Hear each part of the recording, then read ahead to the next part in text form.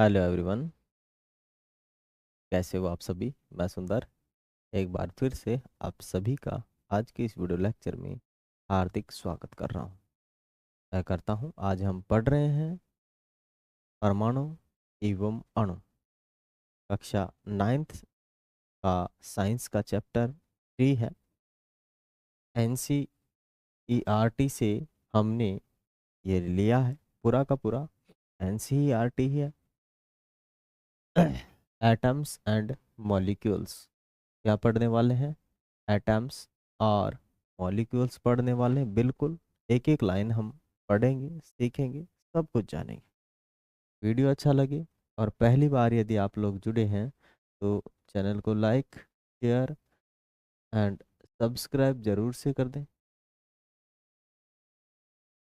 जिससे कि आने वाली हमारी न्यू वीडियोज हैं उसका नोटिफिकेशन आपको मिलता रहे। चलिए तो करते हैं क्लास को बिना देरी के स्टार्ट।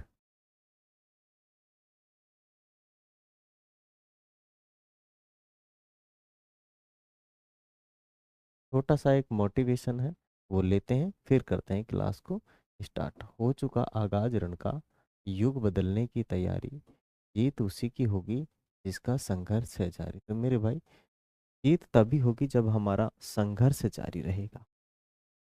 जीत तभी होगी जब हमारा संघर्ष जारी रहेगा। चलिए तो, प्राचीन भारतीय एवं ग्रीक दार्शनिक द्रव्य के अज्ञात एवं अदृश्य रूपों से सदैव संकित होते रहे। पदार्थ की विभाज्यता के मत के बारे में भारत में बहुत पहले, लगभग 500 ईसा पूर्व, यानी आज से लगभग 2500 साल पहले, 500 ईसा पूर्व का मतलब है आज से लगभग 2500 साल पहले, क्योंकि 2024 साल तो ये हो गए और 2500 15 500 साल पहले तो मतलब आज से लगभग 2500 साल पहले पूर्व विचार व्यक्त किया गया था।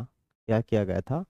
भारतीय दार्शनिक महर्षि कणाद, ठीक है ना, महर्षि कणाद थे। उन्होंने एक विचार व्यक्त किया, प्रतिपादित किया था कि यदि हम द्रव्य माने पदार्थ को विभाजित करें, इसको विभाजित करें, द्रव्य माने पदार्थ को विभाजित करते जाएं तो हमें छोटे छोटे कण प्राप्त होते जाएंगे तथा अंत में एक सीमा आएगी जब प्राप्त कण को पुनः विभाजित नहीं किया जा सकेगा, अर्थात वह सूक्ष्मतम कण अविभाज्य रहेगा। इस अविभाज्य सूक्ष्मतम कण को उन्होंने परमाणु, क्या, परमाणु कहा। एक अन्य भारतीय दार्शनिक पंकुधा, क्या नाम है? पंकुधा कात्यायन, पंकुधा कात्यायन ने मत को विस्तृत इस मत को विस्तृत विस्तृत विस्तृत रूप से समझाया तथा कहा कि ये कण सामान्यतः संयुक्त रूप में पाए जाते हैं, जो हमें द्रव्यों के माने पदार्थ के भिन्न भिन्न रूपों में प्रदान करते हैं। लगभग इसी समय ग्रीक दार्शनिक ग्रीक दार्शनिक डेमोक्रिट्स, क्या नाम है? डेमोक्रिट्स और ल्यूसिपस ल्यूसिपस ल्यूसिपस ने सुझाव दिया था कि यदि हम द्रव्य को विभाजित करते जाएं, यदि हम द्रव्य माने पदार्थ को विभाजित करते जाएं तो एक ऐसी स्थिति आ जाएगी जब प्राप्त कण को पुनः विभाजित नहीं किया जा सकेगा। उन्होंने इन अविभाज्य कणों को परमाणु अर्थात अविभाज्य कहा था। ये सभी सुझाव दार्शनिक विचारों पर आधारित थे। इन विचारों की वैधता सिद्ध करने के लिए 18वीं शताब्दी तक कोई अधिक प्रयोगात्मक कार्य नहीं हुए। मानी पहले हुए थे 2500 साल पहले, लेकिन उसके बाद कोई 18वीं शताब्दी तक कार्य नहीं हुआ। 18वीं शताब्दी के अंत तक वैज्ञानिकों ने तत्वों एवं यौगिकों के बीच भेद को समझा तथा स्वाभाविक रूप से यह पता करने के इच्छुक हुए कि तत्व कैसे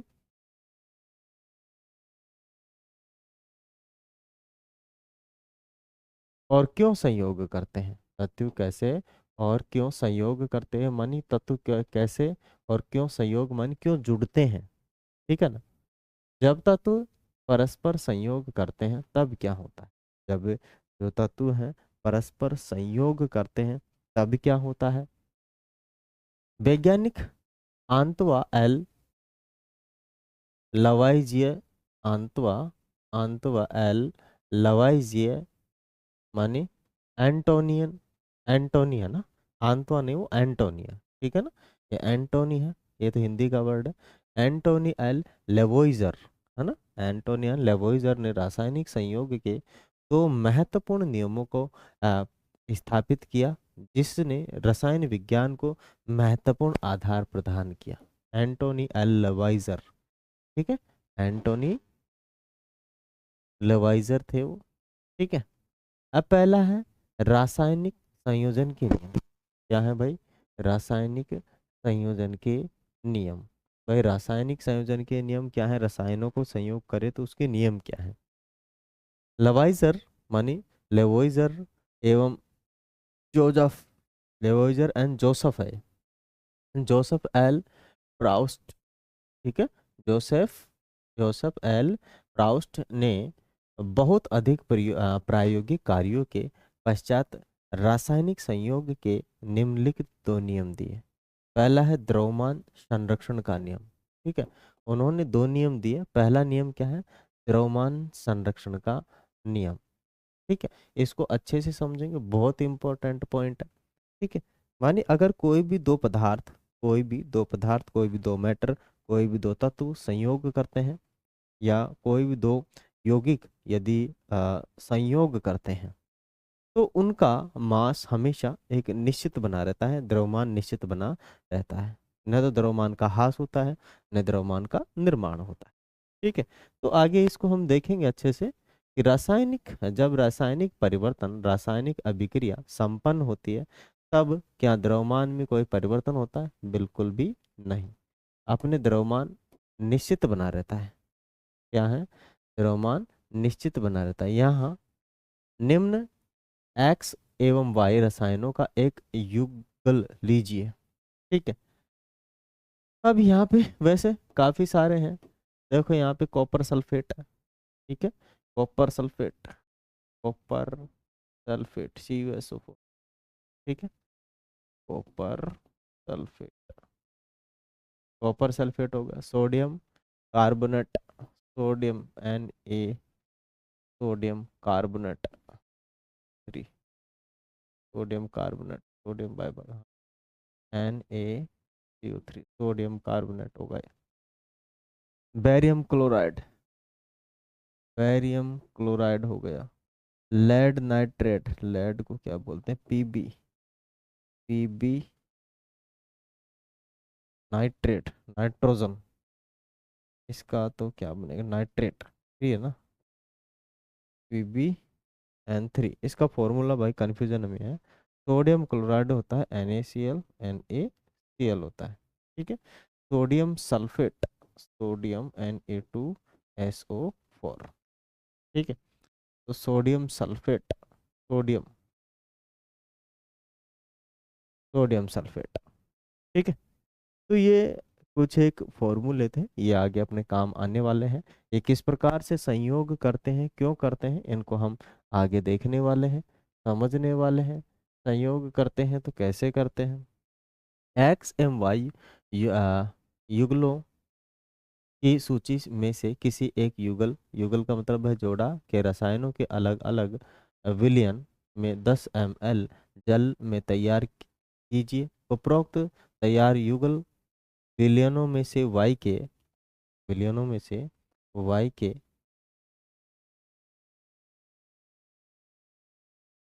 वाई के विलयन को एक शंक्वाकार फ्लास्क में लीजिए। एक एक्स के विलयन को एक छोटी परख नली में लीजिए, छोटी सी परख नली ले लीजिए। ठीक है, टेस्ट ट्यूब, छोटी परख नली को विलयन युक्त फ्लास्क में इस प्रकार लटकाए ताकि दोनों विलयन परस्पर मिश्रित न हो। तत्पश्चात फ्लास्क के मुख पर एक कोर्क की बाती लगाए, कार का मतलब होता है ढक्कन, ठीक है ना, कॉर्क होता है ऊपर, क्या है, कॉर्क माने होता है ढक्कन, तो ढक्कन लगा दे। ओके, एक डोरी है तो डोरी से बांध दे, है ना, ये जो नीचे लगा हुआ है। और ये शंकु आकार फ्लास्क है, शंकु जैसा दिख रहा है, छोटी परख नली इसमें लगी हुई है, एक्स इस छोटे विलियन में है और वाई ये नीचे भरा हुआ है। ठीक है, अब कहाँ क्या होगा आगे, अंतर अंतर वस्तु युक्त फ्लास्क को सावधानी पूर्वक तोल लीजिए। अब फ्लास्क को सुखाकर इस प्रकार घुमाइए जिससे कि एक्स और वाई के विलयन परस्पर मिश्रित हो जाए। अब इस फ्लास्क को पुनः तोलिए। शंक्वाकार फ्लास्क में क्या अभिक्रिया हुई?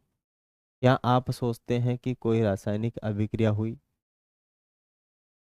फ्लास्क के मुख पर कॉर्क क्यों लगाते हैं? क्या फ्लास्क के द्रव्यमान एवं अंतर वस्तुओं में कोई परिवर्तन हुआ? कहने का मतलब ये है कि देखो, एक तो हमने जो शंक्वाकार के अंदर कुछ पदार्थ लिया था, ठीक है, NaCl मान लीजिए, और एक जो टेस्ट ट्यूब है उसमें लिया था, ठीक है, और उसको अंदर डाल के उसी के अंदर, और उसको क्या कर दिया, अच्छे से पैक कर दिया जिससे कि एक थोड़ा सा भी बाहर नहीं जाए। तो थोड़ा उसमें क्या क्या गर्म किया गया, तो क्या करेंगे, या तो फ्लास्क का उस टेस्ट ट्यूब में आ जाएगा थोड़ा सा मेटल, थोड़ा सा पदार्थ मैटर, और या फिर उसका उसमें चला जाएगा। ठीक है ना, मानी ये ऊपर नीचे हो सकता है ना, इसका उसमें या उसका उसमें, लेकिन उसका जो टोटल वेट है दोनों का योग वो समान ही रहने वाला है। ठीक है ना, उनका टोटल द्रव्यमान है वो परिवर्तित नहीं होने वाला है। एक यही नेम दिया था उन्होंने, द्रव्यमान संरक्षण का नियम भी कहते हैं इसे। क्या कहते हैं? द्रव्यमान संरक्षण का नियम, आप समझ गए होंगे। ठीक है, आगे द्रव्यमान संरक्षण के नियम के अनुसार किसी रासायनिक अभिक्रिया में द्रव्यमान का न तो सर्जन किया जा सकता है, न उत्पन्न, मान सर्जन का मतलब है उत्पन्न करना, और न ही उसका विनाश किया जा सकता है। मतलब वो स्थिर बना रहता है, वो कांस्टेंट बना रहता है, वो चेंज नहीं होता है। यही द्रव्यमान संरक्षण का नियम है। यानी किसी भी रासायनिक अभिक्रिया में भाग लेने वाले दो जो रिएक्टेंट्स हैं उनका, जो दोनों के दोनों रिएक्टेंट्स हैं उनका जो वेट है, अभिक्रिया होने के बाद दो जो उत्पाद बनने वाले हैं, प्रोडक्ट बनने वाले हैं, उनके वेट के इक्वल रहता है। दैट इज कॉल्ड, ठीक है, क्या बोलते हैं, आगे आ गया स्थिर अनुपात का नियम। क्या आ गया? स्थिर अनुपात का नियम। ठीक है ना, मानी इनका अनुपात भी स्थिर बना रहता है, कांस्टेंट बना रहता है। लेवाइजर एवं अन्य वैज्ञानिकों ने इस बात पर प्रकाश डाला कि कोई भी यौगिक दो या दो से अधिक तत्वों दो या दो से अधिक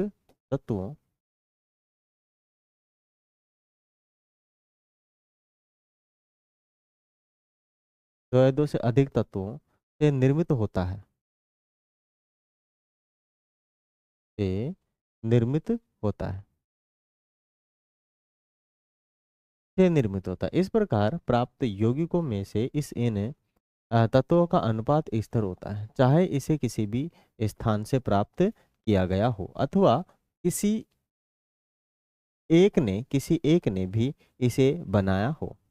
यौगिक जल में यौगिक यौगिक बोले तो कंपाउंड, यौगिक जल में हाइड्रोजन एवं ऑक्सीजन के द्रव्यमानों का अनुपात सदैव 1:8 होता है। कितना होता है? 1:8। देखेंगे इसका कि किस प्रकार से इनका अनुपात रहता है।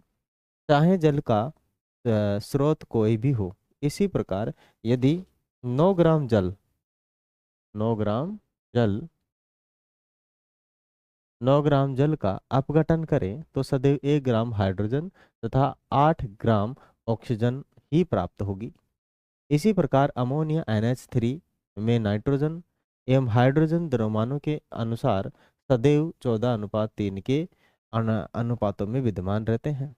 चाहे अमोनिया किसी भी प्रकार से निर्मित हुआ हो अथवा किसी भी प्रकार से ली गई हो। अब जरा समझो इसको ना, मैं समझा रहा हूँ आपको थोड़ा सा कि ये अनुपात क्या है। ठीक है, ये जो अनुपात है वो है क्या एक्चुअल में। जो अनुपात देखो, हमने किसका देखा अनुपात? H2O का अनुपात दिया था। अब जो H है, H कितना है? 2। हाइड्रोजन हाइड्रोजन का जो वेट होता है ना, हाइड्रोजन का अकेले का वेट होता है 1, तो 2 है तो 2 का वेट कितना हो जाएगा? 2 हो जाएगा। तो टोटल मिला के इसका जो वेट होगा 2 होगा, AMU। ठीक है। अब बात करें भाई इसकी ऑक्सीजन की। ऑक्सीजन अकेला ही है, यहाँ पे दो है नहीं। तो अकेले का वेट होता है 8 नंबर पे आता है, और अकेले का वेट कितना आता है? 8। ठीक है। और अकेले का, सॉरी, अकेला जो परमाणु क्रमांक है इसका 8 है। परमाणु क्रमांक कितना? 8। और इसका वेट इससे डबल होता है, इससे डबल होता है। ठीक है। तो कितना होता है? 16 इसका वेट रहता है। ध्यान रहे, यहाँ पे हाइड्रोजन का वेट ही एक होता है, ये एक ही तो नंबर पे आता है, वेट भी इसका एक ही होता है, AMU। ठीक है। दो है इसीलिए मैंने दो से गुणा किया। यहाँ पर हाइड्रोजन 8 नंबर पे आता है, लेकिन इसका जो वेट है, AMU एटॉमिक मास यूनिट, इससे डबल होता है। डबल से भी थोड़ा सा ज्यादा होता है। हमने 16 ही लिया है। ठीक है। समथिंग होता है पॉइंट में, तो हमने 16 ही लिया है। अब दोनों का, मानी हाइड्रोजन का और ऑक्सीजन का अनुपात ले, तो ये तो 16 और ये कितना, 2 काटेंगे तो कितना बनेगा? 1:8। इस प्रकार से हम इनका क्या निकाल सकते हैं? अनुपात निकाल सकते हैं। आशा करता हूँ आप समझ गए होंगे। समझे नहीं समझे बाबू? हाँ मेरे बाबू, समझे ना? समझे नहीं समझे भाई? चलिए समझ जाएंगे, कोई इशू नहीं है। आगे लीजिए। उपरोक्त उदाहरणों से स्तर अनुपात के नियम की व्याख्या होती है, जिससे कि निश्चित अनुपात का नियम भी कहते हैं। प्राउट ने इस नियम को इस प्रकार से व्यक्त किया था कि किसी भी यौगिक, या किसी भी यौगिक, यौगिक बोले तो कंपाउंड, किसी भी यौगिक में तत्व सदैव एक निश्चित द्रव्यमान के अनुपात में विद्यमान होते हैं। ये प्राउट ने कहा था भाई साहब ने, प्राउट ने यही कहा था। अब प्राउट अब आगे आ गया अपना पास जॉन डॉल्टन। क्या आ गया है? जॉन डॉल्टन या जॉन डॉल्टन आप इसे कह सकते हैं। का जन्म 1766 में हुआ था। ये इंग्लैंड के एक गरीब जुलाहा, एक गरीब जुलाहा परिवार में हुआ था। 12 वर्ष की आयु में, 12 वर्ष की आयु में उन्होंने एक शिक्षक के रूप में अपनी जीविका शुरू की। ठीक है।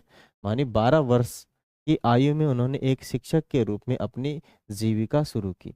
7 साल बाद वह एक स्कूल के प्रिंसिपल बन गया। ओ माय गॉड, 21 साल की उम्र में तो भाई साहब प्रिंसिपल था ये। 12 साल की उम्र में टीचर बन गया, हद हो गई है। यहाँ तो हो 30 साल तक तो माता पिता का ही अभी तो भंडारे में चलता रहता है, भंडारा। हम्म। अरे भाई साहब कितने साल का? 12 साल का ही टीचर बन गया, और 7 साल बाद प्रिंसिपल बन गया, माने 21 साल की उम्र में। है, बहुत खतरनाक। अरे भाई डॉल्टन साहब, तूने तो मौज कर दी। आगे लीजिए। 1873 में जॉन डॉल्टन एक कॉलेज में गणित, भौतिकी एवं रसायन शास्त्र पढ़ाने के लिए मैनचेस्टर चले गए। मैनचेस्टर मान लंदन में एक शहर है, ब्रिटिश में एक शहर है मैनचेस्टर, वहाँ चले गए। वहाँ पर उन्होंने अपने जीवन का अधिकांश समय शिक्षण एवं शोध कार्यों में व्यतीत किया। सन 1808 में इन्होंने अपने परमाणु सिद्धांत को प्रस्तुत किया, जो द्रव्यों के अध्ययन के लिए एक महत्वपूर्ण सिद्धांत साबित हुआ। एक महत्वपूर्ण सिद्धांत साबित हुआ कब? 1808 में। ठीक है। उपलब्धि बहुत बड़ी है पर भाई साहब, इतना जल्दी प्रिंसिपल बन गया है? आगे है। वैज्ञानिकों की अगली समस्या इन नियमों की उचित व्याख्या करने की थी। रसायनज्ञ जॉन डॉल्टन ने अंग्रेज रसायनज्ञ जॉन डॉल्टन ने और क्या क्या किया, देखो भाई सारा आएगा इधर। अंग्रेज रसायनज्ञ जॉन डॉल्टन ने द्रव्यों की प्रकृति,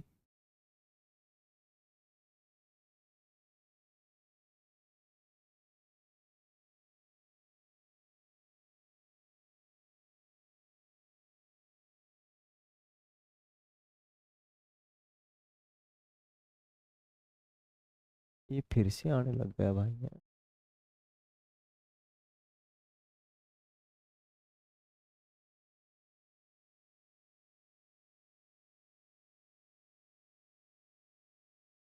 नोट ना होकर, ठीक है। चलिए, तब क्या हुआ? कि भाई द्रव्य की प्रकृति के बारे में एक आधारभूत सिद्धांत प्रस्तुत किया। डाल्टन ने द्रव्यों के विभाजिता मानी विभाजिता का विचार प्रदान किया, जिसे उस समय तक दार्शनिकता माना जाता था। ग्रीक दार्शनिक ने के द्वारा द्रव्यों के सूक्ष्मतम अविभाज्य कण जिसे परमाणु नाम दिया था, उसे डाल्टन ने भी परमाणु नाम दिया। डाल्टन का यह सिद्धांत रासायनिक रासायनिक संयोजन के नियमों पर आधारित था।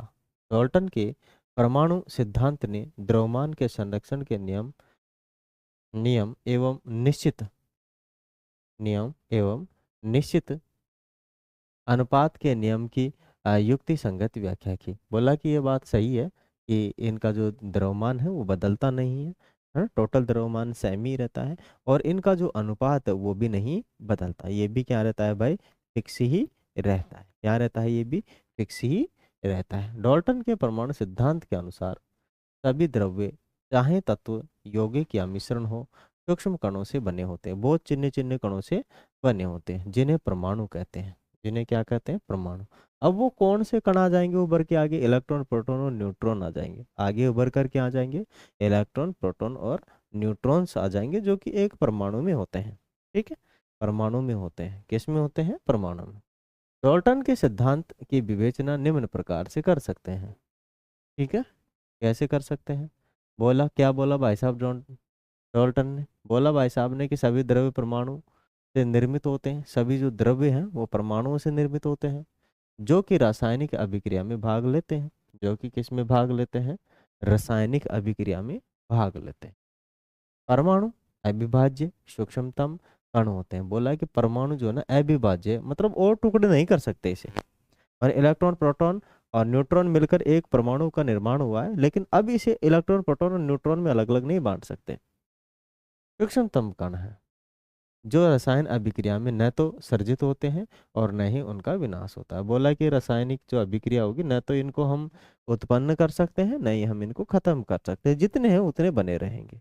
ठीक है, जितने हैं उतने बने रहेंगे। दिए गए तत्व के सभी परमाणुओं का द्रव्यमान एवं रासायनिक गुणधर्म समान होते हैं। या द्रव्यमान और रासायनिक जो गुणधर्म है वो क्या हो जाएगा, समान हो जाएगा। विभिन्न तत्वों के परमाणुओं के द्रव्यमान एवं रासायनिक गुणधर्म भिन्न भिन्न होते हैं। भिन्न भिन्न तत्वों के परमाणु परस्पर छोटी पूर्ण संख्या के अनुपात में संयोग कर यौगिक निर्मित करते हैं। किसी भी यौगिक में परमाणुओं की सापेक्ष संख्या एवं प्रकार जो प्रकार है निश्चित होते हैं। आप अगले अध्याय में यह अध्ययन करेंगे कि परमाणु में और भी छोटे छोटे कण विद्यमान होते हैं, माने इलेक्ट्रॉन प्रोटॉन और न्यूट्रॉन होते हैं। इनको आगे स्टडी करेंगे। ठीक है, आगे बोला कि एक अभिक्रिया में 5.3 ग्राम सोडियम कार्बोनेट और 0.6 ग्राम एसिटिक अम्ल अभिकृत होते हैं, और 2 ग्राम कार्बन डाइऑक्साइड और 8.2 ग्राम सोडियम होते हैं। ठीक है ना, सोडियम है। अब देखेंगे क्या बोलना चाह रहा है ये भाई साहब, या कुछ समझाना चाह रहा है। ठीक है, देखते हैं आगे ऊपर है। हम्म एसीटेट एवं 0.9 ग्राम जल उत्पन्न के रूप में प्राप्त होते हैं। इस अभिक्रिया द्वारा दिखाए कि यह परीक्षण द्रव्यमान संरक्षण के नियम का अनुरूप करता है। दिखाना है भाई। ठीक है, कि ये क्या द्रव्यमान संरक्षण का अनुरूप करता है, नहीं करता है। तो देखो क्या क्या उत्पन्न हुआ था, नीचे ही चलते हैं वापस से और देखते हैं क्या क्या इन्होंने लिया था। यहाँ पे तो क्या है, यहाँ जो है केवल 0.9 ग्राम है जल। ठीक है, और कुछ नहीं है ना। अब देखते हैं कि क्या द्रव्यमान संरक्षण के नियम का पालन हो रहा है या नहीं हो रहा है। अभी इसको देखते हैं, यहाँ पे देखते हैं इसके अकॉर्डिंग। वह ध्यान दीजिए कि भाई अब एक अभिक्रिया हुई जिसमें पहला क्या था कि एक अभिक्रिया में 5.3 ग्राम हुआ सोडियम कार्बोनेट। ठीक है, और फिर 6.0 ग्राम एसिटिक अम्ल अभिकृत होते हैं, मानी अभिक्रिया हुई। अब अभिक्रिया होने के बाद इनमें हो गई, अब अभिक्रिया होने के बाद क्या बना कि भाई 2.2 ग्राम तो बन गया कार्बन डाइऑक्साइड, और 8.2 ग्राम बन गया सोडियम। ठीक है, सोडियम कुछ एसीटेट करके, और बचा हुआ 0.9 ग्राम कुछ पदार्थ बना। ठीक है ना। अब देखो जोड़ लो इनको, कितना हो रहा है, 5 11, 11.3 ग्राम इधर है ना, ये इधर है। और इधर कितना बना, इधर बनेगा भाई साहब, देखो 9 10 11 12 13, 13 का 3 बनेगा। ठीक है, हासिल का 1, 8 2 10 और 1 11, तो वही अपना कितना बन रहा है। ठीक है, इधर भी वही है, इधर भी वही है, सेम है। दैट मीन्स जब किसी दो अभिकारकों के बीच में अभिक्रिया होती है तो उनका जितना वेट है उतना ही आउटपुट माने उत्पाद में भी वही रहेगा। ये कौन सा नियम है, द्रव्यमान संरक्षण का नियम। बोले कि जब रासायनिक अभिक्रिया होती है तो उसमें द्रव्यमान का न तो परिवर्तन होता है, न उत्पन्न होता है, न विनाश होता है, जितना है उतना बना रहता है, ऐसा मिस्टर डॉल्टन ने कहा।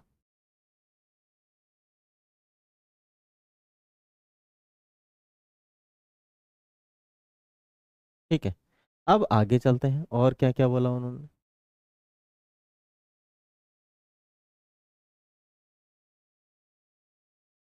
और बोला कि भाई हाइड्रोजन एवं ऑक्सीजन द्रव्यमान के अनुसार 1:8 के अनुपात में संयोग करके जल निर्मित करते हैं। 3 ग्राम हाइड्रोजन गैस के साथ पूर्ण रूप से संयोग करने के लिए कितने ऑक्सीजन गैस के द्रव्यमान की आवश्यकता होगी, ये बोला इसने। तो देखो मेरे भाई, यहाँ पर हाइड्रोजन तो आपका एक है, ठीक है, 1 अनुपात, और ये ऑक्सीजन कितना है, 8। अब मेरे भाई देखो, यहाँ पर बोल रहा है कि हाइड्रोजन गैस के 3 ग्राम अणु के साथ पूर्ण रूप से संयोग करें तो कितने ऑक्सीजन की जरूरत रहेगी। मानी बोल रहा है कि 1:3, तो इसका भी अनुपात बढ़ा देंगे, 3 से गुणा कर देंगे। भाई 1 × 3 कर तो 3 हो गए ना, इसको भी 3 से गुणा कर दो, 3 गुणा हो जाएगा तो मतलब 24 हो जाएगा, खत्म काम, 24 ग्राम। ठीक है, 8 × 3 = 24, वो सिंपल सा आंसर है। आ गया डॉल्टन के परमाणु, इसको समझ ही लो आप, है ना। अपने पास देखो हाइड्रोजन है ना, इसको ब्लैक में लिखता हूँ मैं, या इधर से दिख जाएगा। अपने पास हाइड्रोजन है और ऑक्सीजन है, ये बोला कि 8:1 है, बिल्कुल है।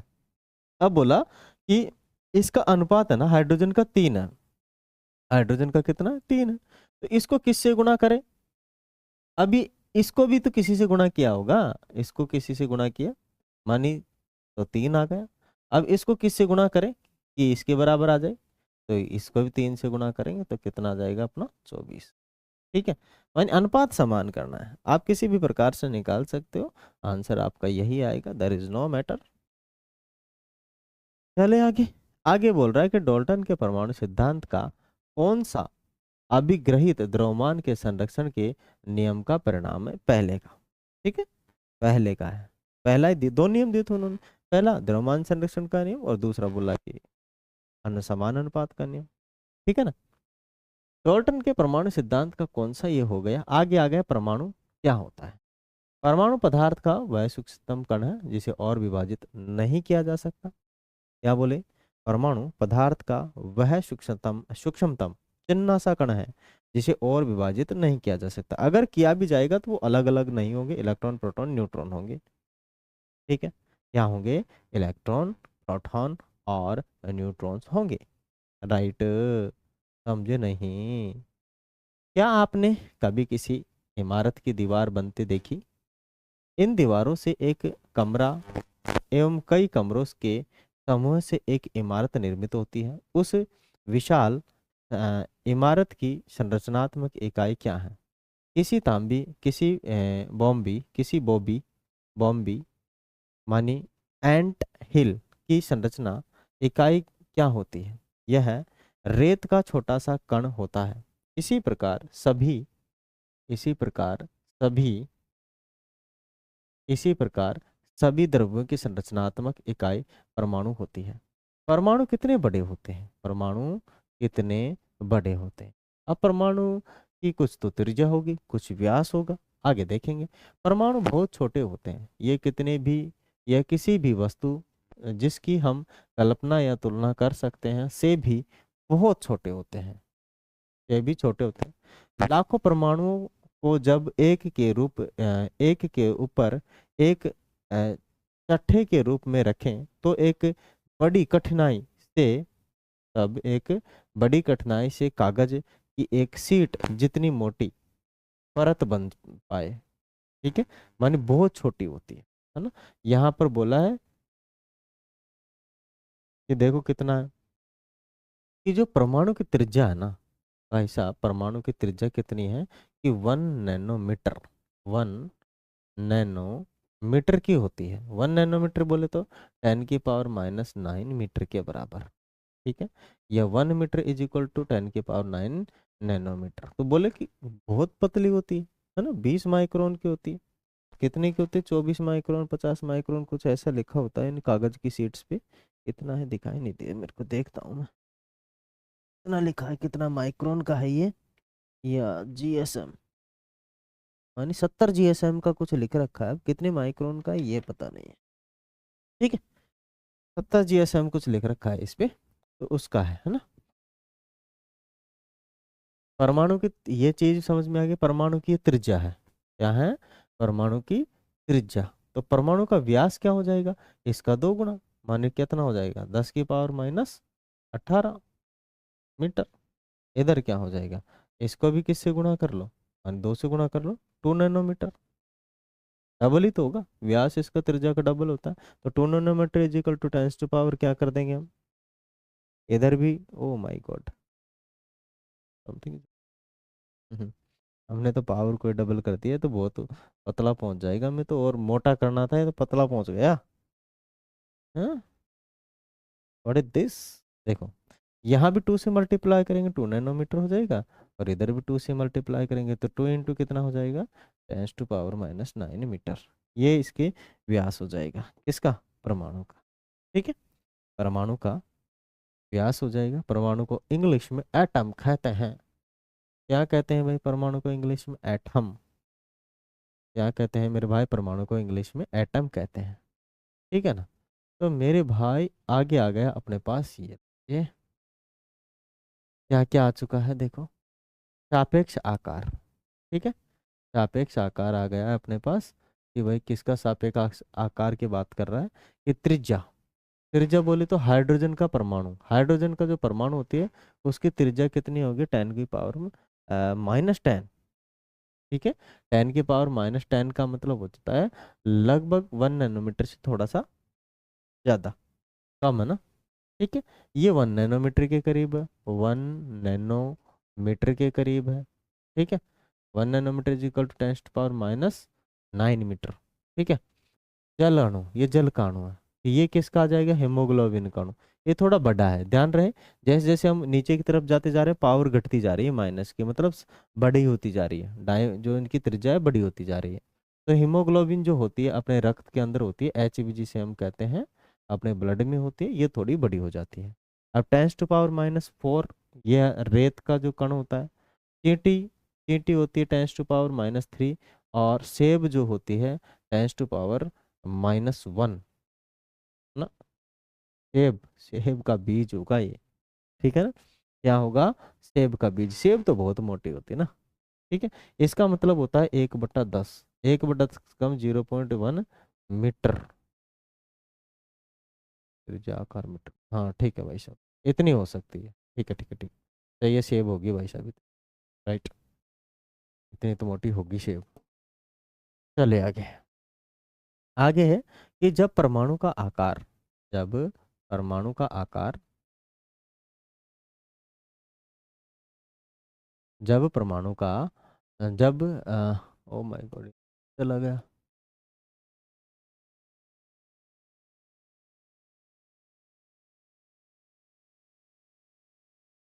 हर बार नीचे कहाँ को आ जाता है, पर भी जाने का कुछ जुगाड़ नहीं है।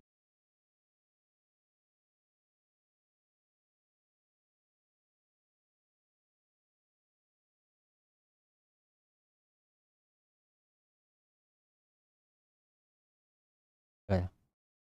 ठीक है, अब देखो, बोल रहा है कि जब परमाणु का आकार इतना सूक्ष्म है कि हम इसे नगण्य मान सकते हैं, तो हम इसके बारे में क्यों सोचें। ठीक है, भाई परमाणु का आकार इतना चिन्ना सा है कि इसे नगण्य, नगण्य का मतलब है न के बराबर, जिसका कोई आकार ही नहीं हो, है तो फिर इसके बारे में फालतू में क्यों सोचना, फालतू में काहे को टेंशन लेनी, फालतू में इतना पढ़ा क्यों रहा हूँ मैं, पागल हूँ क्या? है? लेकिन देखो न के बराबर जो चिन्ना सा आकार है, चिन्ना सा उसका जो आकार है उसी से ही पता है सब कुछ बना है। ठीक है ना, तो पढ़ना जरूरी है। हम इसके बारे में इसीलिए सोचते हैं क्योंकि हमारा पूरा विश्व ही परमाणुओं से बना है। चाहे हम उन्हें देख नहीं सकें, फिर भी वे यहाँ विद्यमान हैं तथा हमें हमारे प्रत्येक क्रियाकलापों पर उनका प्रभाव पड़ता है। अब हम आधुनिक तकनीकों की सहायता से तत्वों की सतहों के आवर्धित प्रतिबिंबों को दिखा सकते हैं, जिसमें उपस्थित परमाणु स्पष्ट दिखाई देते हैं। जिसमें उपस्थित जो परमाणु है स्पष्ट दिखाई देते हैं। ये देखो यहाँ पे परमाणु दिखाई दे रहे हैं, चिन्ह चिन्ह। सिलिकॉन सतह है, ये सिलिकॉन सतह का प्रतिबिंब लिया गया है। आगे लीजिए, विभिन्न तत्वों के परमाणुओं के आधुनिक प्रतीक क्या हैं। काफ़ी सारे तत्व हैं, जैसे सोडियम का Na हो गया, हाइड्रोजन का H हो गया और ऑक्सीजन का O हो गया। ठीक है, तो ये जो विभिन्न प्रतीक हैं, विभिन्न तत्वों के परमाणु के आधुनिक प्रतीक क्या हैं, उनके बारे में जानेंगे। डॉल्टन ऐसे प्रथम वैज्ञानिक थे जिन्होंने तत्व के प्रतीकों का प्रयोग अत्यंत विशिष्ट अर्थ में किया। जब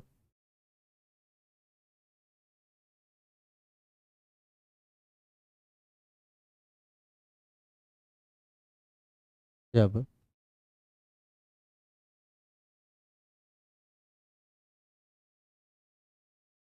जब उन्होंने किसी तत्व के प्रतीक का प्रयोग किया तो यह प्रतीक उस तत्व की एक निश्चित मात्रा की ओर इंगित करता था, अर्थात यह प्रतीक तत्व के एक के परमाणु को प्रदर्शित करता था।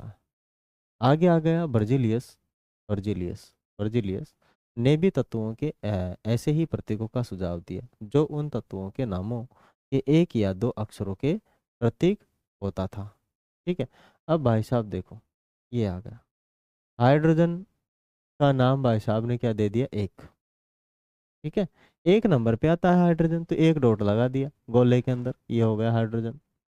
अब कार्बन 6 नंबर पे आता है पर इसने काला काला सा अंदर दे दिया। ऑक्सीजन आता है 8 नंबर पे, 8 नंबर कहीं लिखा नहीं। ठीक है, फास्फोरस होता है 15 नंबर पे, तो हो सकता है 5 5 5 15 हो गए, लेकिन कुछ इंडिकेशन नहीं है। ठीक है, और ये सल्फर 16 नंबर पे आता है, तो 4 4 4 हो सकता है, ये इसको 4 4 मान ले। ठीक है, तो 4 4 का एक एक गोला मान ले तो हो गया 16 सल्फर पे। आयरन, आयरन को आई से डिनोट किया कि भाई हो सकता है ये। कॉपर को Cu से डिनोट करते हैं, अभी पहले सी से डिनोट किया, परंतु अभी कार्बन को डिनोट करते हैं सी से। सीसा जो Pb है, लेड है, उसको L से डिनोट किया, ये Pb था, Pb। अभी से किसे डिनोट किया देख लो। सिल्वर, सिल्वर जो चांदी था Au औरम, हाँ Ag था। ठीक है ना, इसे हम कहते हैं अर्जेंटीनम। क्या कहते हैं, अर्जेंटीनम। गोल्ड को जी से देखो ऐसे बताया। ठीक है, अभी आजकल गोल्ड को हम क्या है Au से डिनोट करते हैं, ओयम, औरम। इसका लैटिन नाम है औरम। ठीक है, प्लेटिना को पी से, अभी तो ये तो फास्फोरस का चिन्ह है, प्लेटिना का नहीं है। पारा को देखो Hg से डिनोट करते हैं, Hg, है ना, लेकिन पहले ही से डिनोट किया था। जॉन डाल्टन द्वारा सुझाए गए कुछ तत्व थे प्रतीक, लेकिन बाद में काम नहीं आए। ठीक है, पहचानना संभव नहीं था इनसे, पहचानना संभव नहीं था। नाम से जल्दी पहचान जाते, दो अक्षरों का यदि कुछ नाम रख लेते हैं तो उससे हम उसे जल्दी पहचान लेते हैं। क्या कर लेते हैं, हम उससे जल्दी पहचान लेते हैं। ऐसे तो भाई पार पड़ी नहीं। ठीक है, प्रारंभ में तत्वों के नामों की व्युत्पत्ति उन स्थानों के नामों से की गई जहां वे सर्वप्रथम पाए गए थे। उदाहरण के लिए कॉपर, कॉपर का नाम साइप्रस है। कॉपर का नाम क्या है, साइप्रस। ठीक है, कॉपर का सीयू नहीं होता, सीओ नहीं होता, सी होता है, तो इसीलिए सीयू साइप्रस से है। इससे है साइप्रस, साइप्रस से उत्पन्न हुआ। एक कुछ तत्वों के नामों को विशिष्ट रंगों से लिया गया, उदाहरण स्वरूप स्वर्ण, स्वर्ण। ठीक है, गोल्ड, गोल्ड का अंग्रेजी गोल्ड का नाम अंग्रेजी के ऊपर शब्द से लिया गया, अंग्रेजी के उस शब्द से लिया गया जिसका अर्थ होता है पीला, जिसका अर्थ क्या होता है, पीला। ठीक है, अब इसे औरम कहते हैं, औरम। ठीक है, औरम लिया, international union of pure and applied chemistry, IUPAC, IUPAC, इसका नाम याद रखना बेहद जरूरी है। ये शॉर्ट फॉर्म में दे देगा और बोलेगा कि इसकी फुल फॉर्म बताओ। 1 नंबर का सवाल आ जाता है अपना। कितने नंबर का आ जाता है? 1 नंबर का अपना सवाल आ जाता है। शॉर्ट फॉर्म में देगा, बताओ पूरा बताओ। इंटरनेशनल क्या है? International union pure, international union pure applied chemistry. ठीक है। आगे international union of pure and applied chemistry एक अंतर्राष्ट्रीय वैज्ञानिक संस्था है जो तत्वों के नामों, प्रतीकों, मात्रकों और मात्रकों को स्वीकृति प्रदान करता है।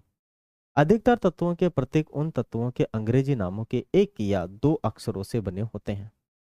किसी प्रतीक किसी प्रतीक किसी प्रतीक किसी प्रतीक के पहले अक्षर को सदैव बड़े अक्षर मानी कैपिटल लेटर, मानी जो पहला लेटर होगा कैपिटल लेटर होगा, इस संस्था ने कहा है ऐसा। ये पहला लेटर लेंगे कैपिटल, तथा दूसरे अक्षर को छोटे अक्षर माने स्मॉल लेटर में लिखा जाएगा, इस संस्था ने कहा। ठीक है। अब जैसे हाइड्रोजन एक एक ही आता है तो उसको केवल हाइड्रोजन एच से डिनोट कर दिया गया। अब एल्यूमिनियम को पहला तो बड़ा लिया लेकिन दूसरा वाला एल छोटा लिया। ठीक है। ये वाला एल नहीं लेंगे, है ना। कोबाल्ट को सी यू लिया, ये वाला नहीं लेंगे, है ना, क्योंकि अगर किसी से अंग्रेजी के 2 अक्षर उठा रहे हैं ना तो पहला आपका बड़ा रहेगा, दूसरा छोटा रहेगा। ठीक है। ओके। पहला बड़ा रहेगा, दूसरा क्या रहेगा? छोटा रहेगा। आगे अपने पास क्या है कि कुछ तत्वों के प्रतीक उनके अंग्रेजी नामों के प्रथम अक्षर तथा बाद में आने वाले अक्षर को प्रयुक्त करके बनाते हैं। जैसे क्लोरीन। क्लोरीन देखो, एक नाम सी अगर लेते तो कार्बन का भी सी है, तो इसलिए 2 नाम लेने पड़े। Cl क्लोरीन, पहला अक्षर तो बड़ा रहेगा, दूसरा स्मॉल लेटर रहेगा। ठीक है। दूसरा बोले कि जिंक। अब जिंक अगर जेड लिख दे तो किसी और का होगा ये, लेकिन यहाँ जेड एन लिया जिससे कि पता लग जाए पहला बड़ा और दूसरा छोटा, जिंक। अन्य तत्वों के प्रतीकों को लैटिन लैटिन जर्मन ग्रीक भाषाओं में से उनके नामों से बनाया गया। देखो, लैटिन भी काम लिया गया, जर्मन भी लिया गया और ग्रीक भी लिया गया, उनके नामों से बनाया गया। उदाहरणार्थ जैसे लोहा। अब लोहा को वैसे फेरस कहते हैं, क्या कहते हैं? फेरस, लेकिन क्या लिया गया? आयरन। ठीक है ना। लोहा को आयरन कहते हैं लेकिन चिन्ह क्या लिया गया? Fe, फेरस का प्रतीक Fe है, जो कि उसके लैटिन नाम ही किसका है? लैटिन नाम से फेरम, फेरस या फेरम। ठीक है ना। फेरस या फेरम से व्युत्पन्न किया गया। इसी प्रकार सोडियम का प्रतीक Na। अब ये तो भाई साहब सोडियम को तो सोडियम SO है, लेकिन यहाँ तो Na लिया है, नाइट्रियम से लिया है। तथा पोटेशियम का के कैलियम से। पोटेशियम का के क्या है? कैलियम। पोटेशियम का के है कैलियम। नाइट्रियम, कैलियम व्युत्पन्न है, व्युत्पन्न है। ठीक है। किससे लिया गया था? ये जो नाम लिए लैटिन नाम है सारे के सारे। इस प्रकार प्रत्येक तत्व का एक नाम एक अद्वितीय रासायनिक प्रतीक होता है। मतलब दूसरा नहीं लिया है इसका, अद्वितीय है, कहीं और दिखाई नहीं देगा। और अगर और दिखाई दे जाता तो उसे मान्यता भी नहीं मिलेगी। ठीक है ना, उसका नाम बदलवाना पड़ेगा। ठीक है। आगे आ गया परमाणु द्रव्यमान। क्या आ गया? परमाणु द्रव्यमान। परमाणु द्रव्यमान क्या होता है? बट टोटल किसी भी परमाणु का जो वेट होता है ना, उसका जो वजन होता है, दैट इज कॉल्ड परमाणु द्रव्यमान। एक होता है परमाणु संख्या, कितने नंबर पे आता है। एक होता है परमाणु द्रव्यमान, तो टोटल वेट उसके जो एक जो उसका मॉलिक्यूल है, AMU, atomic molecule, atomic AM atomic mass unit. ठीक है। तो जो है वो पर्टिकुलर कितना है वो लिया गया। डॉल्टन के परमाणु सिद्धांत की सबसे विशिष्ट कल्पना परमाणु द्रव्यमान की थी। भाई साहब ने परमाणु का द्रव्यमान लिया उसने, डॉल्टन ने, जो डॉल्टन था उसने। उनके अनुसार प्रत्येक तत्व का एक निश्चित अभिलाक्षणिक द्रव्यमान होता है। बिल्कुल हर किसी का द्रव्यमान है, अपना द्रव्यमान है, अपना कुछ वेट है। अपना भी शरीर परमाणु से मिलकर बना हुआ है। ठीक है। अब परमाणु तो बोले कि नहीं अपना तो परमाणु नहीं, कोशिका है। अरे भाई कोशिका में परमाणु चिन्ह चिन्ह कणाएं हैं उसमें। ठीक है ना। तो मतलब अपना जो शरीर है कोशिकाओं से मिलकर बना है, लेकिन कोशिकाएं किसकी बनी? परमाणुओं की। परमाणु में क्या जल हो सकता है, काफी सारे फेरस हो सकता है, लोहा हो सकता है, कॉपर हो सकता है, एल्यूमिनियम हो सकता है, सिल्वर हो सकता है, काफी सारे इसके अंदर कार्बन है ना, कार्बन हो सकता है। तो कार्बन भी तो एक क्या है, परमाणु ही है। कार्बन भी क्या है, एक परमाणु। तो ये काफी सारी चीजें ली गई। क्या ली गई भाई, काफी सारी ये जो चीजें हैं ली गई। डॉल्टन का सिद्धांत स्थिर अनुपात के नियम को इतनी भली भांति समझाने में समर्थ था कि वैज्ञानिक इससे प्रेरित होकर परमाणु द्रव्यमान को मापने की और अग्रसर हुए। ठीक है ना, माने इतना सटीक था जिससे कि जो वैज्ञानिक थे उसके परमाणु द्रव्यमान को मापने की ओर अग्रसर हुए। क्योंकि एक परमाणु के द्रव्यमान को ज्ञात करना अपेक्षाकृत कठिन कार्य था, इसीलिए रासायनिक संयोजन के नियम के उपयोग एवं उत्पन्न यौगिकों के द्वारा सापेक्ष परमाणु द्रव्यमान को ज्ञात किया गया। सापेक्ष, ठीक है, तुलनात्मक। सापेक्ष का मतलब समझिए तुलनात्मक। अब यहाँ देखो कुछ एक परम वो दे रखे हैं, है ना, और उनका क्या बोले वेट तो नहीं है, खैर यहाँ पे प्रतीक दे रखे हैं, प्रतीक दे रखे हैं, चिन्ह दे रखे हैं। एल्यूमिनियम को एल से ऑर्गन हो गया, ए आर 18 नंबर पे आता है। एल्यूमिनियम 11 नंबर पे आता है, ये 18 नंबर पे आता है। बेरियम, ठीक है, बेरियम शायद 3 नंबर पे आता है। बोरोन 4 पे आता है। ठीक है, ब्रोमीन ये आता है, ब्रोमीन 18 नंबर पे आता है क्या, 17 नंबर पे तो क्लोरीन आता है, तो 19 नंबर पे आता होगा ये 20 नंबर पे कैल्शियम आता है। कार्बन 6 नंबर पे आता है। क्लोरीन 17 नंबर पे। कोबाल्ट शायद 28 नंबर पे आता है ना, कोबाल्ट का पता नहीं कितने नंबर पे आता होगा, 28 पे आता होगा शायद। ठीक है, कॉपर आता है शायद 19 नंबर पे, 29 पे आता है। फ्लोरीन आता है, फ्लोरीन ये पता नहीं है ना। गोल्ड जो है, गोल्ड भी का पता नहीं कितने। हाइड्रोजन 1 नंबर पे आता है, आयोडीन का पता नहीं है। आयरन का भी पता नहीं है, 29 पे आता है कितने पे। शीशा का पता नहीं है। गैलियम का पता नहीं, नियोन का भी। ठीक है ना, नियोन तो गैस है ना। मैग्नीशियम धातु है, ये भी धातु है, ये भी धातु है। आयोडीन अधातु है, ये गैस है, ये धातु है, ये धातु है, ये भी धातु है। नाइट्रोजन भी गैस है, ये नाइट्रोजन 7 नंबर पे आता है, ये 8 नंबर पे आता है। पोटेशियम पता नहीं कितने नंबर पे आता है, के पोटेशियम है। ठीक है, और सिलिकॉन आता है आपका 14 नंबर पे आता है, सिलिकॉन, है ना, 14 नंबर पे आता है शायद, 14 भी आता होगा। ठीक है, ये एजी है, एजी अर्जेंटीनम है। नेट्रियम है, सल्फर है, यूरेनियम है और जिंक है। यूरेनियम क्या है, या आपका रेडियो एक्टिव मटेरियल है। यूरेनियम क्या है, रेडियो एक्टिव मटेरियल। ठीक है, तो ये इनके काफ़ी सारे हैं, सभी याद नहीं है मुझे कि सारे के सारे की याद हो। ठीक है ना, एक पर्टिकुलर वे में याद करना पड़ता है इनको सब, तब जाके क्या होते हैं, याद होते हैं। ठीक है, ऐसे नहीं है, इनकी सारणी है। अ, अब यदि आप लोग नोट्स लेंगे तो मैं आपको दे दूंगा, आप हमारे व्हाट्सअप नंबर पे मैसेज करें। ठीक है, तो मैं 9th क्लास के नोट्स आपको प्रोवाइड करवा दूंगा। ठीक है, पहले लिखा है कि मैं भाई जो नोट्स है फ्री प्रोवाइड करवाता हूँ केवल बच्चों को, है ना, टीचर्स को नहीं। आपके संदर्भ के लिए उपरोक्त सारणी दी गई है और इस पूरी सारणी को एक बार में याद करने की आवश्यकता नहीं है। समय समय पर एक एवं बार बार उपयोग करते रहने से आप स्वतः ही इन प्रतीकों को निर्मित करना सीख जाएंगे। ठीक है, ओके, आगे चलते हैं भाई। ऊपर से तो पढ़ ही लिया था, इसके ऊपर है क्या कुछ है थोड़ा सा। आगे है डाल्टन ने परमाणु द्रव्यमान। आगे क्या आ गया है, परमाणु बाहर आया था, द्रव्यमान ये तो पढ़ ही लिया ना। अगर सर हुआ भांति समझाने के समर्थन में नियम हाँ ये तो ठीक है, देख लिया था ना। आगे ये देखना अब। हम यहाँ पर एक यौगिक कार्बन मोनोऑक्साइड, ठीक है, एक ही यौगिक है, ये कार्बन मोनोऑक्साइड है। कौन सा यौगिक है, कार्बन मोनोऑक्साइड। ठीक है ना, कौन सा यौगिक है, कार्बन मोनोऑक्साइड का है। कौन सा यौगिक है, कार्बन मोनोऑक्साइड का है। ठीक है, एक यौगिक है कार्बन मोनोऑक्साइड का ये। कार्बन, कार्बन एक है, मोनो मानी होता है एक, मोनो मान क्या होता है, एक ऑक्सीजन। ठीक है, तो कार्बन मोनोऑक्साइड का उदाहरण लेते हैं जो कि कार्बन एवं ऑक्सीजन द्वारा निर्मित होते हैं। प्रायोगिक तौर पर यह निरीक्षित किया गया है कि 3 ग्राम कार्बन और 4 ग्राम ऑक्सीजन के संयोजन से कार्बन मोनोऑक्साइड निर्मित होती है। यानी 3 ग्राम तो कार्बन, कार्बन कितना ग्राम है, 3 ग्राम। ठीक है, और जो ऑक्सीजन है 4 ग्राम, है ना। ऑक्सीजन है 4 ग्राम। ओके, 4 ग्राम के संयोजन से कार्बन मोनोऑक्साइड निर्मित हुई। दूसरे शब्दों में कहा जा सकता है कि कार्बन अपने 4/3 गुना अधिक, 4/3 गुना अधिक, 4/3 गुना अधिक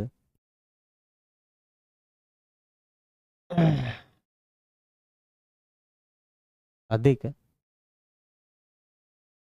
द्रव्यमान वाले ऑक्सीजन के साथ,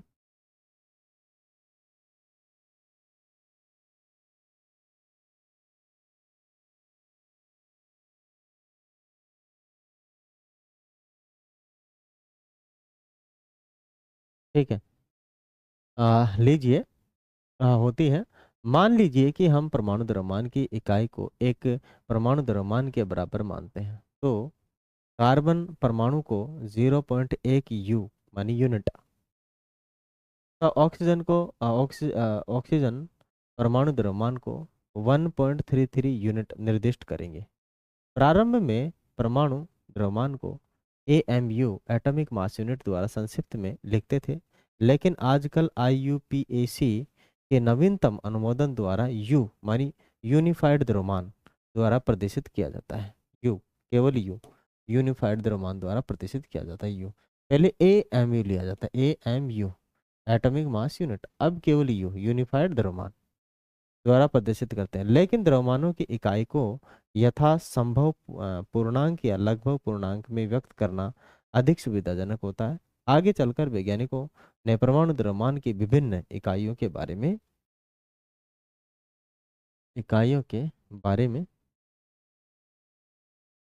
विचार व्यक्त किए। वैज्ञानिक जब विभिन्न परमाणु द्रव्यमानों की इकाइयों के बारे में शोधरत थे, तो उन्होंने प्रारंभ में प्रकृति जन्य ऑक्सीजन परमाणु के द्रव्यमान के 1/16 भाग को इकाई के रूप में लिया।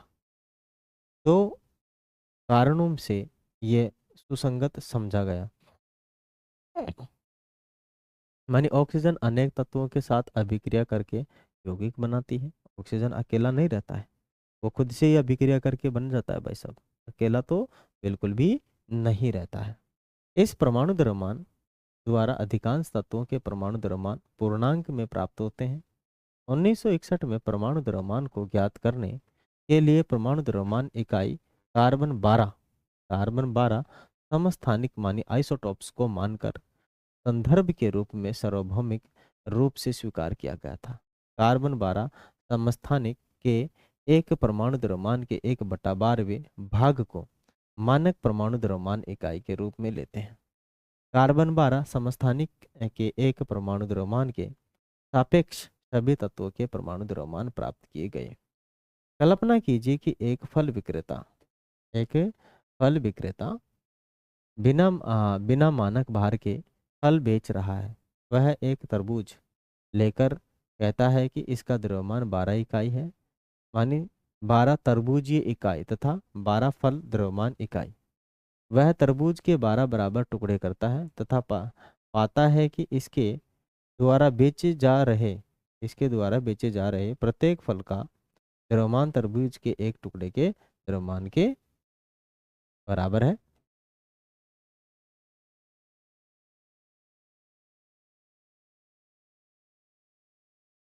ठीक है ना। का जैसा कि चित्र में 3.8 में दिखाया गया है कि अब वह फलों को सापेक्ष फल द्रव्यमान इकाई मानी FMU में बेचता है। ठीक है, माने इसके 12 टुकड़े कर दिए, अब एक टुकड़े के हिसाब से बोला कि ले लो आप लोग। ठीक है, आगे बोलो। आगे बोला उसने कि किसी तत्व के सापेक्ष परमाणु द्रव्यमान को उसके परमाणुओं के औसत द्रव्यमान का कार्बन 12 परमाणु के द्रव्यमान के 1/12वें भाग के अनुपात द्वारा परिभाषित किया गया। 1/12वें भाग, इतना भाग 1/12वां भाग के रूप में क्या किया गया है, लिया गया है ना। कौन से भाग के रूप में लिया गया है, 1/12वें भाग के रूप में लिया गया है ना। चले आगे। अब आगे कुछ द्रव्यमान है, कुछ तत्वों के परमाणु द्रव्यमान, जैसे हाइड्रोजन का एक है, है ना। अब याद करना थोड़ा कठिन हो जाता है। कुछ चीजें तो याद है, जैसे हाइड्रोजन 1 नंबर पे आता है, इसका द्रव्यमान भी एक ही है। कार्बन 6 नंबर पे आता है, लगभग डबल करके है। नाइट्रोजन 7 नंबर पे आता है, डबल करके। ऑक्सीजन 8 नंबर पे आता है परमाणु, जो इसका क्रमांक है, तो इसका डबल है। सोडियम जो 11 नंबर पे आता है, 22 होना चाहिए, लेकिन इसका कितना है, 23। ठीक है। मैग्नीशियम मैग्नीशियम 13 नंबर पे आता है, तो 13 दूनी का, हाँ, मैग्नीशियम 12 नंबर पे आता है ना, 12 नंबर पे आता है, तो इसका 24 है। ठीक है। और सल्फर 16 नंबर पे आता है, तो इसका 32 हो गया। और क्लोरीन 17 नंबर पे आता है, तो 17 दूनी का 34 होना चाहिए था, लेकिन 34 का क्या है, 1.5 ज़्यादा है। कैल्शियम आपका 20 नंबर पे आता है, तो इसका ठीक है ना, 40 है। तो कुछ का तो ज़्यादा हो जाता है, कुछ का कम हो जा रहा है, तो ये मामला गड़बड़, सेट नहीं हो रहा, निकालने में दिक्कत होगी, हर कोई पूरी वैल्यू याद नहीं कर सकते।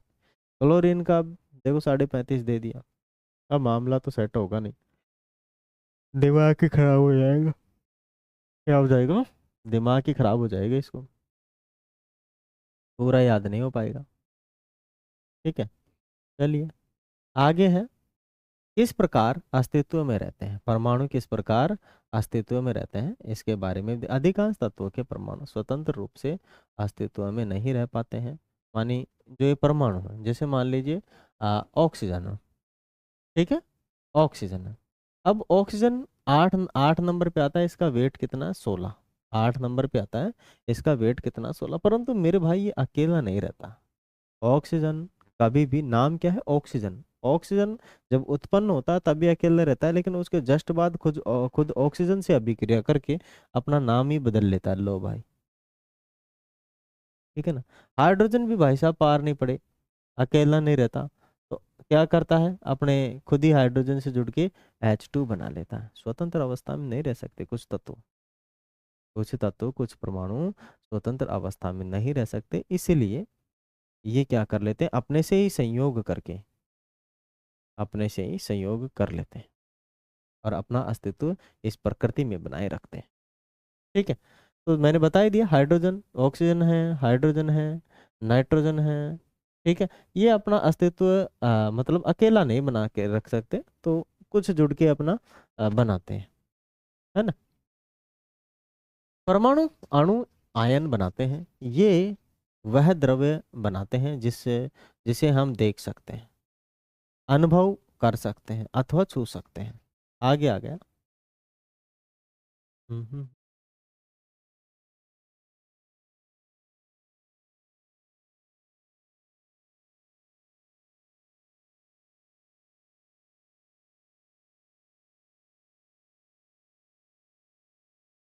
आगे चलिए, प्रश्न आया कि परमाणु द्रव्यमान इकाई को परिभाषित कीजिए। परमाणु द्रव्यमान इकाई को परिभाषित कीजिए। तो परमाणु द्रव्यमान क्या है, कार्बन के 1/12 भाग, कार्बन के 1/12 भाग को परमाणु इकाई कहते हैं, समझ लीजिए। ठीक है। तो एक परमाणु को आंखों द्वारा देखना क्यों संभव नहीं, क्योंकि बहुत सूक्ष्म मात्रा में होता है, एक परमाणु बहुत चिन्ना सा होता है, इसलिए इसकी अ, आंखों से देख पाना बहुत संभव नहीं है। ठीक है। अणु है, अब देखो, अणु, अभी हमने क्या देखा, अभी अभी हमने परमाणु देखा, क्या देखा, परमाणु, है ना।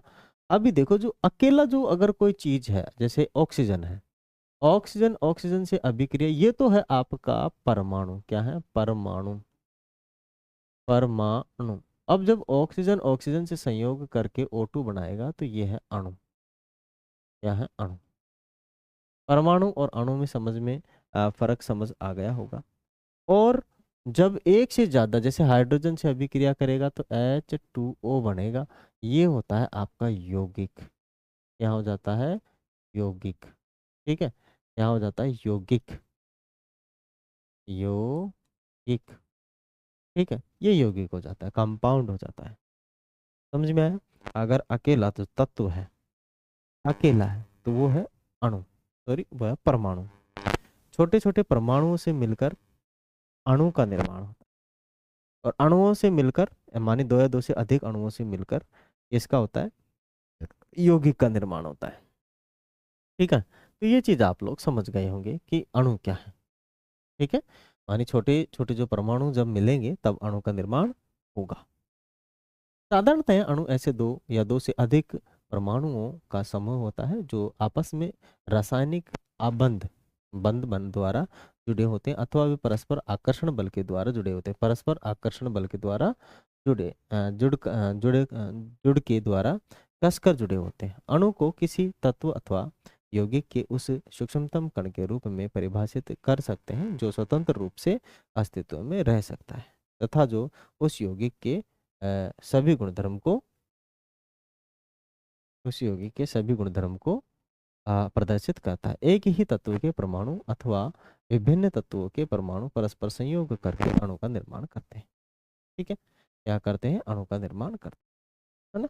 मानी कोई भी परमाणु यदि शुद्ध स्वतंत्र अवस्था में नहीं रह सकता तो अपने से ही संयोग करके या फिर किसी दूसरे तत्व से संयोग करके अपना स्वतंत्र अवस्था बनाए रखता है, अपना अस्तित्व बनाए रखता है। इसे ही क्या कहते हैं? अणु कहते हैं।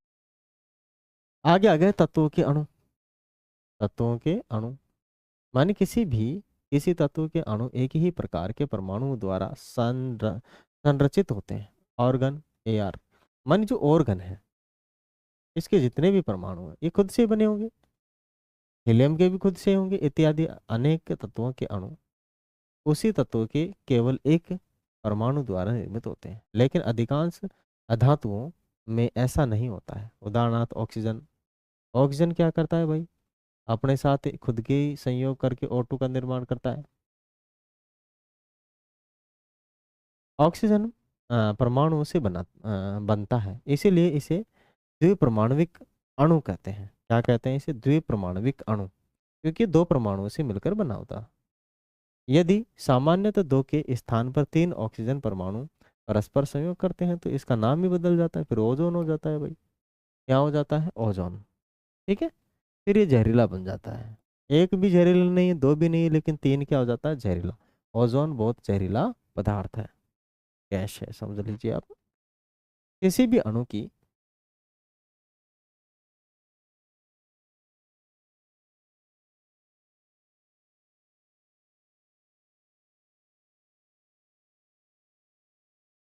किसी भी अणु की संरचना में प्रयुक्त होने वाले परमाणुओं की संख्या को उस अणु की परमाणुकता कहते हैं। क्या कहते हैं?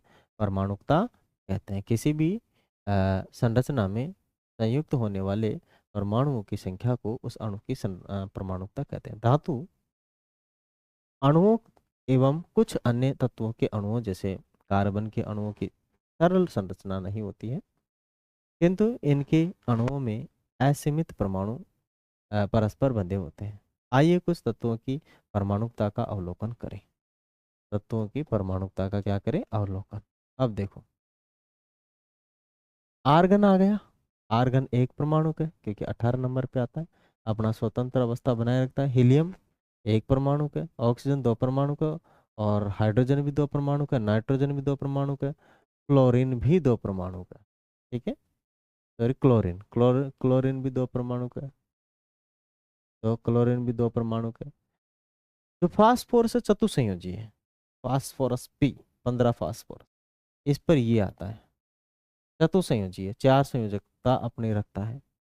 सल्फर सल्फर बहु परमाणु का है। सल्फर के तो भाई परमाणु की कमी नहीं है, तो S8 लिखते हैं इसे। तो 8 परमाणु जोड़ता है भाई साहब ये, S8। सल्फर कितना रखता है? 8 रखता है अपने परमाणु।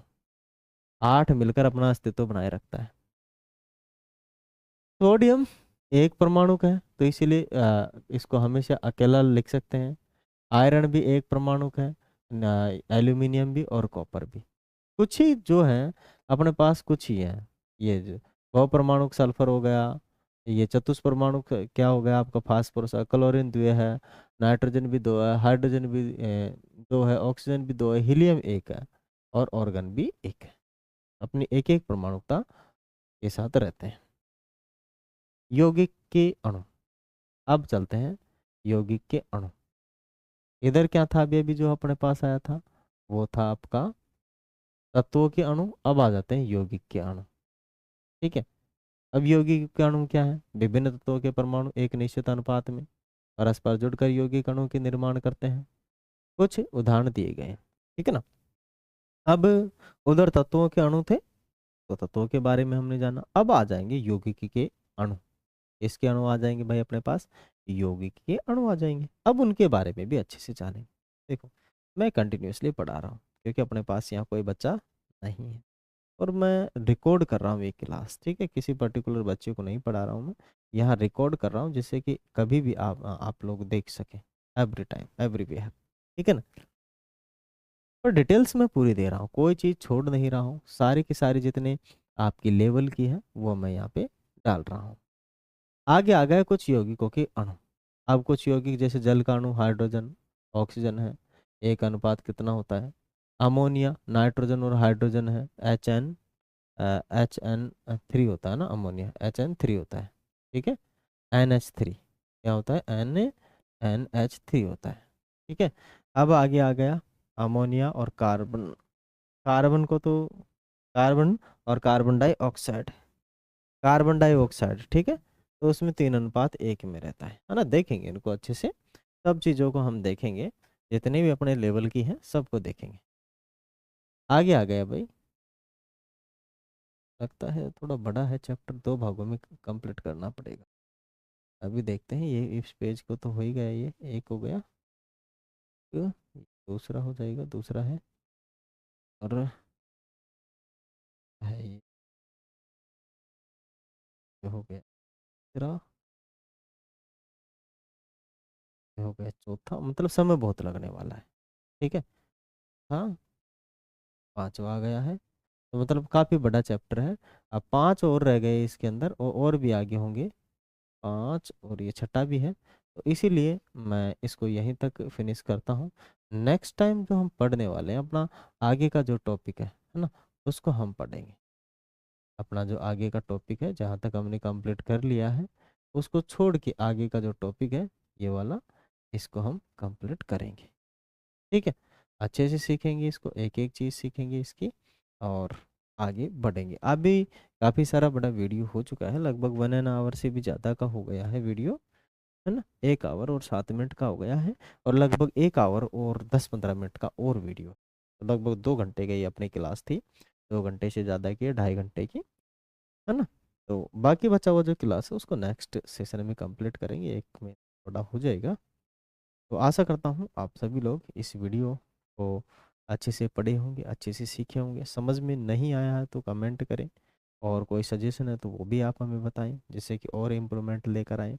कहीं भी कोई प्रॉब्लम है तो वो भी आप हमें सजेस्ट करें। फिर मिलेंगे अगले वाले वीडियो में। वीडियो अच्छा लगे तो वीडियो को लाइक करें, शेयर करें, सब्सक्राइब तो कर ही लें, ठीक है। बेल आइकन को भी दबा लें, जिससे कि आने वाले हमारे न्यू वीडियोज़ है उसकी नोटिफिकेशन आपको मिल सके। Thank you. जय हिंद। हेलो।